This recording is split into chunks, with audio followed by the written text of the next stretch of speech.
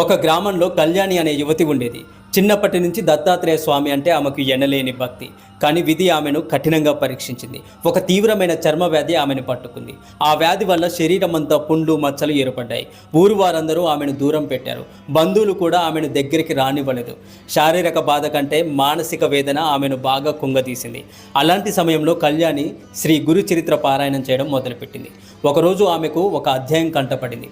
అందులో నంది శర్మ అనే బ్రాహ్మణుడికి కూడా ఇలాంటి వ్యాధే ఉండేదని, శ్రీ నృసింహ సరస్వతి స్వామి ఆయనకు నయం చేశారని చదివింది. ఆ ఘట్టం చదువుతూనే ఆమె కళ్ళల్లో కన్నీరు కారుతున్నాయి. ఆమె స్వామి పట్టం ముందు మోకరిల్లి ప్రార్థించింది. స్వామి, నంది శర్మను కరుణించినట్లే నన్ను కూడా కరుణించండి స్వామి.